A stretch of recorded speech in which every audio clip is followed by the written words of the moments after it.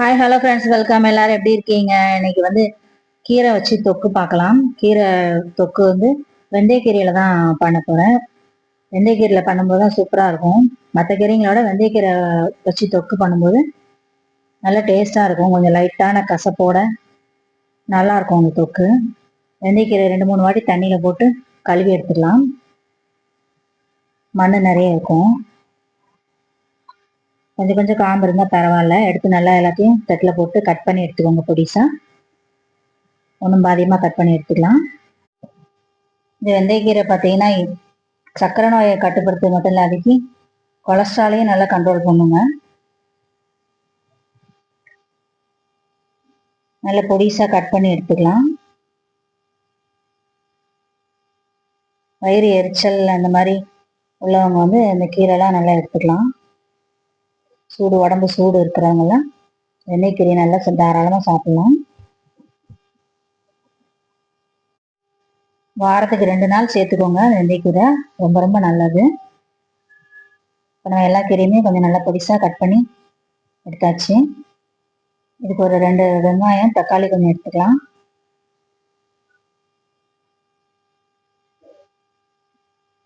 இந்த மாதிரி பொடிசாக கட் பண்ணி எடுத்துக்கலாம். 2 பெரிய வெங்காயம் தான் எடுத்துக்கிறேன்.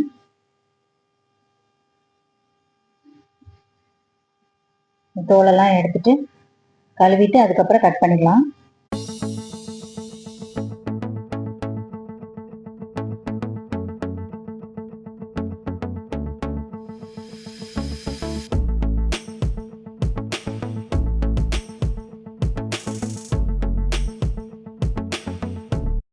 நல்லா இந்த மாதிரி எல்லாத்தையும் பொடிசாக கட் பண்ணி எடுத்துட்டு தனியாக பிளேட்டில் எடுத்து வச்சுக்கோங்க. இதுக்கு கொஞ்சம் பூண்டு மட்டும் தான் சேர்க்க போகிறேன் இந்த தொக்குக்கு. இருக்கட்டும். ஒரு 6-7 பல்லு பூண்டு எடுத்து தோல் உரிச்சிக்கலாம். கொஞ்சம் லேசாக தட்டி கல் வச்சு தட்டிக்கிட்டிங்கன்னா தோல் ஈஸியாக கலண்டு வந்துடும். ரொம்ப தட்ட வேணாம், லேசாக தட்டினாலே போதும். நம்ம உரிக்கும் போது தோல் ஈஸியாக கலந்து வந்துடும்.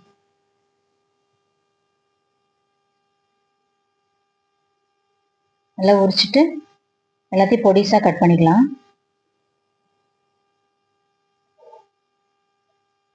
அரைக்கலாம் வேண்டாம், பொடிசாக கட் பண்ணி எடுத்துக்கிட்டாலும் போட்டாலே நல்லா டேஸ்டாக இருக்கும் இந்த தொக்குக்கு.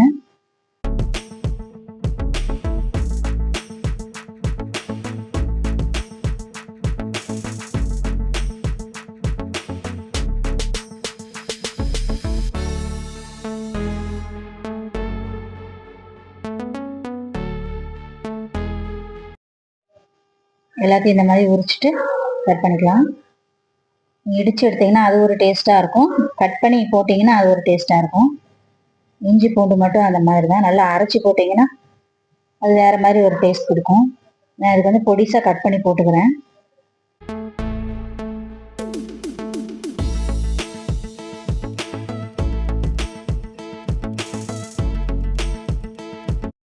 ஒரு கடாய் அடுப்பில் வச்சுக்கலாம். ஒரு 2 டேபிள் ஸ்பூன் ஆயில் ஊற்றிக்கலாம். சன்ஃப்ளவர் ஆயில் தான் ஊற்றிருக்கேன். கொஞ்சம் கடுகு, உளுத்தம்பருப்பு சேர்த்து தாளிச்சுக்கோங்க.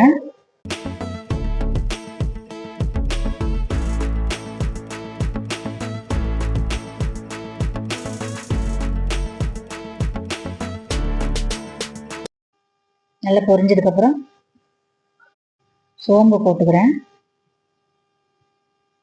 சோம்பு கொஞ்சம் ஒரு கைப்பிடி கருவேப்பிலை, கட் பண்ணி வச்சிருக்கிற ஆனியன் எல்லாம் சேர்த்துட்டு நல்லா வதக்கலாம்.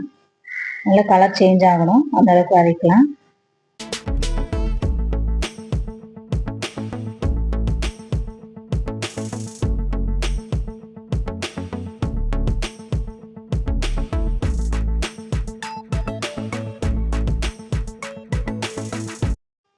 ஓரளவுக்கு வதங்கிடுச்சு.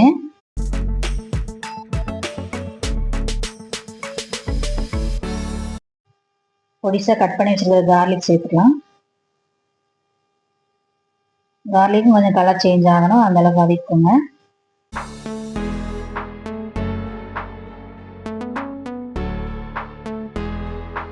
நல்லா வதங்கிடுச்சு பாருங்க.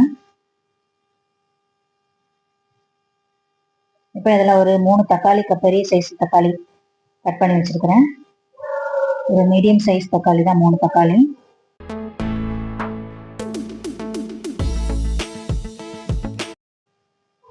அதை போட்டு நல்லா வதக்கிக்கோங்க. கொஞ்சம் சால்ட் சேர்க்கலாம். தொக்குக்கு கீரை எல்லாத்துக்கும் சேர்த்துடலாம். ஒரு 1/4 ஸ்பூன் மஞ்சள் தூள், மிளகாத்தூள் சேர்த்துக்கோங்க. மிளகாத்தூள் ஒரு 3 ஸ்பூன் சேர்த்துக்கிறேன். கீரைலாம் போடும்போது கொஞ்சம் காரம் எடுத்து கொடுக்கணும்.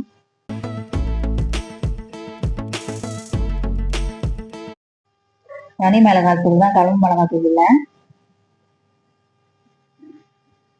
மூடி போட்டு வச்சிருங்க. ஸ்லோ ஃப்ளேமில் வச்சு மூடி போட்டு வச்சுருங்க. நல்லா குக் ஆகட்டும். ஃபஸ்ட்டு நல்லா சாஃப்டாக வெந்ததுக்கப்புறம் கீரை சேர்த்துக்கலாம். அப்பப்போ லைட்டாக கிண்டிக்கோங்க.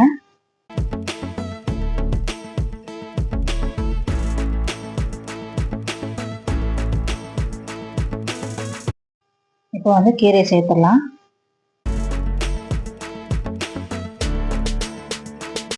இது ஒரு கட்டு கீரை, இது நல்லா பொடிசாக கட் பண்ணி எடுத்துருக்குறேன்.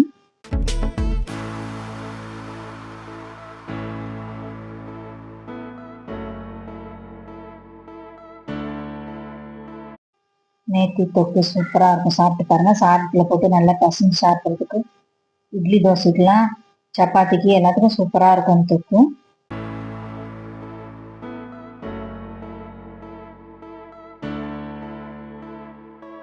நல்லா வதக்கி விட்டுக்கோங்க. மூடி வச்சிடலாம். அப்படியே தண்ணிலாம் எதுவுமே ஊற்றக்கூடாது. அப்படியே மூடி வச்சிடலாம், வேகட்டும்.